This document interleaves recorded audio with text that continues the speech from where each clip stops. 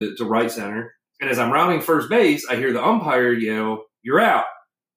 And I'm like, I know that hoe ain't talking to me. But I kind of slowed down a little, and I realized he is talking to me. And I'm like, what? I kind of reach out, take my helmet off, and I'm looking at him. I was like, "Blue, what's the deal?" And he's like, "You threw your bat. You're out."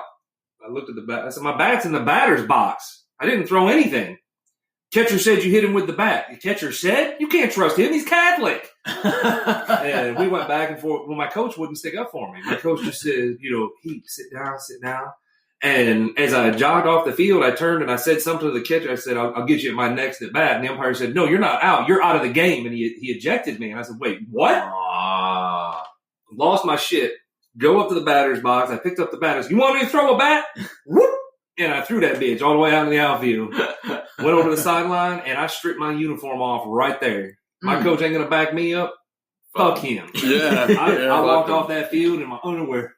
Dang. I didn't give a shit. And then I still don't know why I didn't make the team the next year. I don't know what happened there. To get us there. But I was very, very competitive. And, I think everything you did was fine.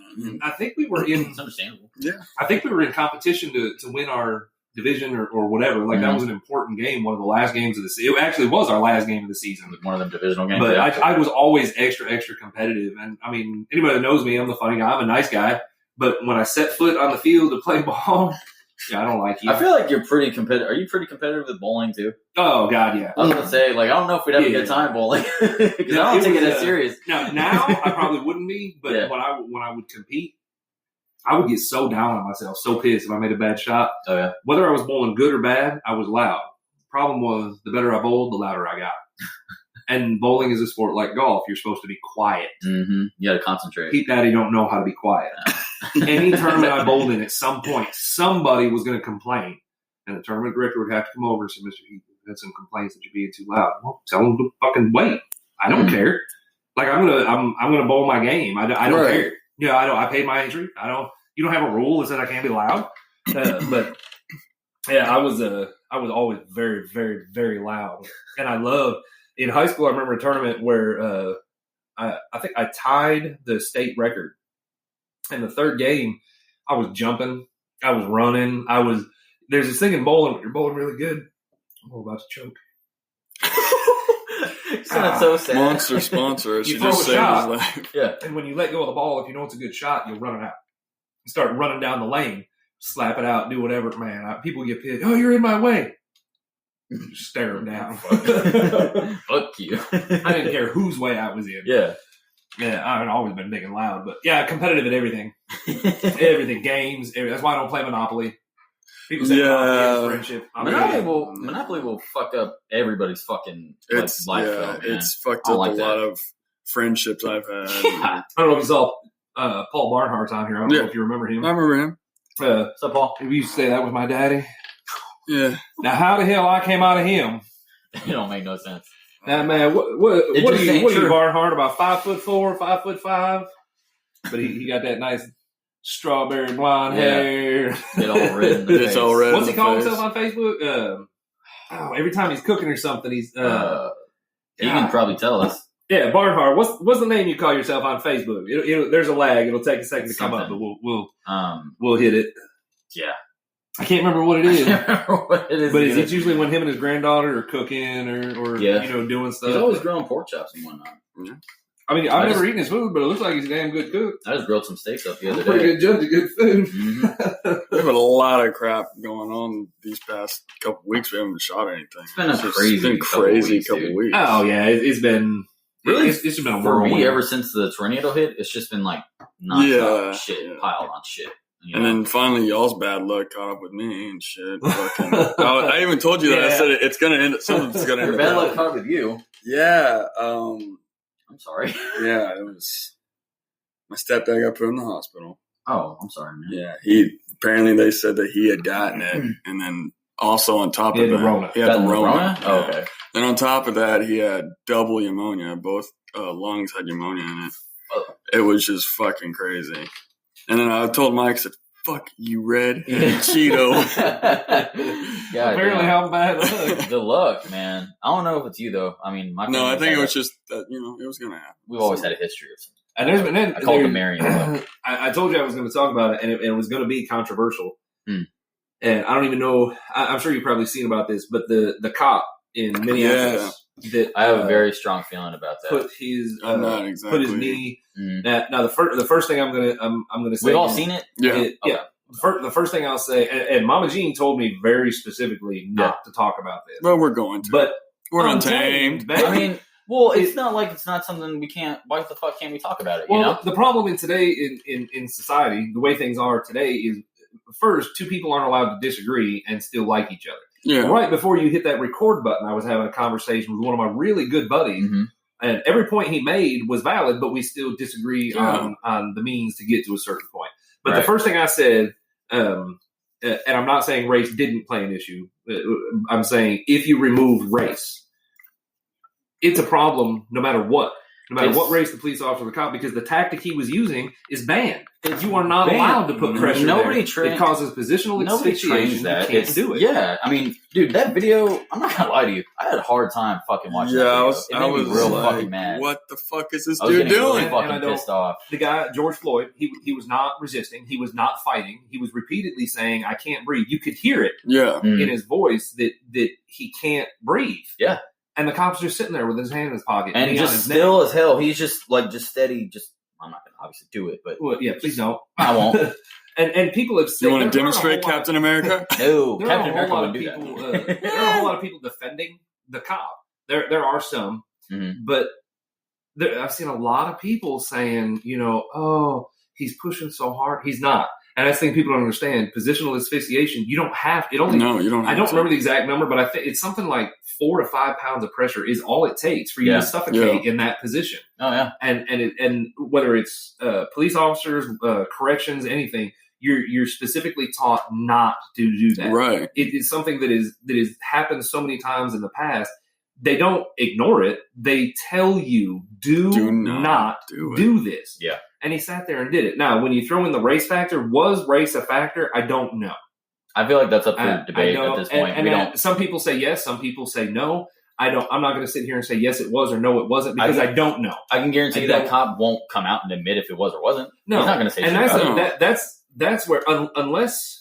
Now, if that cop gave an interview and was dropping the N-word and saying, a bunch of bad shit, okay, he's right. But I don't know him, so I don't know if his actions were racist or if he just was a bad cop. Yeah. I don't know. The problem is every time something like this happens, I mean, you see blasted everywhere, and you see what's happening with their own opinion. You see what's happening right now in Minnesota, where it's at, or Minneapolis. That's the conversation. Minneapolis, and shit, things are blowing up over there. Was a people riot throwing shit. It's still going on. I think. Oh, it's still going on. I think it's been going on for a few days. That's the conversation I've been having with a few people today. Is in my mind, I can't draw the connection between we're mad at the police, we're mad at the government, we're tired of this treatment. Let me go trash this Target.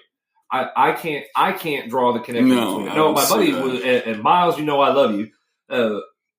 His point was that's how to get their attention. Because I was saying, if you have a problem with the government, if you have a problem with the police, take it to them.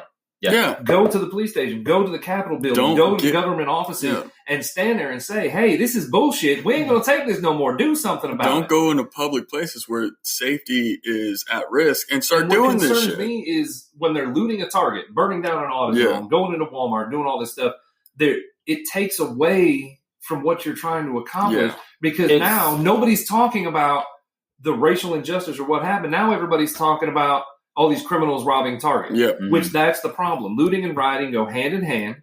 If you have rioting, you're going to have looting. It's going to happen. Yep. But the video that's being posted is people running out of the store with TVs, a woman running out with lamps in her hand. They know they're breaking the law. That just takes away from the whole point. Vandalizing, hurting, someone's going to get killed. Believe me, I believe the cop's going to be charged. I mean, he's already been fired. Oh, yeah. But I don't think people understand, too, there's still a process. Mm-hmm. Now, they could have arrested him on the spot, as soon as, they could have arrested him. I don't understand why they didn't. And I'm not saying I trust them or anything like that. I'm just saying I know there's a process. I understand but there's a video. And not only that, but if you look on the video too, you see, they said there was 4 cops involved. I only saw the one other guy standing with his one hands in his pocket and just not doing anything, which bothered me too. I was like, what the hell are you doing? There's no way this guy is just. How can you stand him? Like, is he just being? I don't know if he's. And you can, like you said earlier, you can see the blood coming out of his nose. Yeah. You can tell, like, oh shit, this is bad. And he's just standing there, like, dude. Tell your buddy to get the fuck off. Dude, you might want to stop your homeboy. You're watching a murder happen. Yeah. I can't talk about the specific place that I work, but I can say I have pretty substantial experience in corrections. Yeah. Mm-hmm. And any use of force I've been involved in as a supervisor, and both of you know this, that I spend a lot of time saying, stop. Yeah. Calm down. Slow down. Don't do that. Don't do this.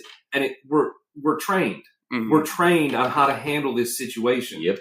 And even with police officers that go through a 6-month academy and then a year of probation and should be highly trained, some still slip through the cracks and they're doing stuff they're not supposed to do. Yep. I don't understand. I understand the thin blue line, the point of it, but what I don't understand is I need my job. I need my paycheck, and my integrity is all I've got. If you're fucking up, I'm going to tell you to quit.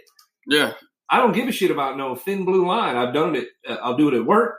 Whatever, man. If you are fucking up, I'm going to handle it right then on the spot. Not I'll just wait and handle it. Like, no, it needs to be addressed. In an instance like this, you're literally putting somebody's life at risk. And it did. The guy, George Floyd died. Yeah, he's dead. He murdered him. He did something, a bad tactic he's not supposed to do. Yeah. But this all leads to this is where I'm going to get incredibly controversial. Here we go. It is what it is.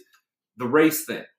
First, I will say, so that nobody can say that I'm some kind of wacko, racism is fucking real. Nobody can say it's not. It exists. It's there. It's there. But the majority of Americans, I won't include any other country, the majority of Americans are not racist. There are many that are unintentionally racist. But the majority of Americans, it just isn't racist. They're just not. Mm-hmm. But there are a lot of policies in place that are old policies that they do contribute to the systemic racism. There's a lot of things. It's just been hundreds of years and shit's fucked up. Now, stuff like this with police, this happens to other races. It does. But the only ones we see, because what is the media for? Ratings. Yes, well, what's going to get us all to watch and argue with each other? Cops being racist. Right. Now, are they racist? Yeah. Oh, okay, let me rephrase that. They are. But I saw somebody that put on Facebook, it was a whole long post, but the part I picked out was she said, no, not all cops are bad, but most are. Well, that's just not true. Yeah. That's just not true. And I don't agree with blaming an entire profession. Yeah. On a few bad apples. And I think the thing too is the few bad apples are the ones that get in the limelight. When shit like that happens, they're the ones we hear about. You don't hear about the cop yesterday that saved somebody's life. Yeah. That doesn't make the news. Or if it does, it's at the bottom of the page. It's not even right. Yeah. I mean, how many cops every day respond to, actual situations going on? Domestic violence, a robbery, something like that. An actual thing they got to go and help somebody with. Yeah. I don't remember the exact number of how many law enforcement officers there are in this country. But when you figure every level, city, county, state, federal, when you figure everything, there's rough guess. There's got to be 1 million law enforcement officers in this country, and we're saying all 1 million of them are bad and corrupt. They're not. And there's actually, this didn't make a lot of news. I cannot remember his name. I might actually look him up. There's a cop that posted a video in his uniform, in his squad car, and he said, if you took the oath I did and you enforce some of these laws, you are part of the problem. We cannot enforce unjust laws. And he got fired. Really? And I said, I don't get it. Yeah. He was standing up because you're there to protect people. You don't work for the government. You're supposed to work for us. Mm-hmm. That's the slogan of every police department: protect and serve us. Yeah. Not protect and serve the government. And it's the same thing with the military. I took an oath many, many years ago, and my oath wasn't to the government. My oath wasn't to the country. My oath was to the Constitution of the United States. Mm-hmm. That is what I defend. If it's in the Constitution, I'll defend it. If it's not, sorry, maybe it's not my place. But now we've gotten. First of all, I don't think they teach the Constitution in schools anymore. No, I'd be surprised if they did. Yeah. No one even have school anymore though. So but they damn Well, sure yeah, did. Well, yeah. let's go ahead and let's get the second segment started. That'll be timeout. Yeah, Time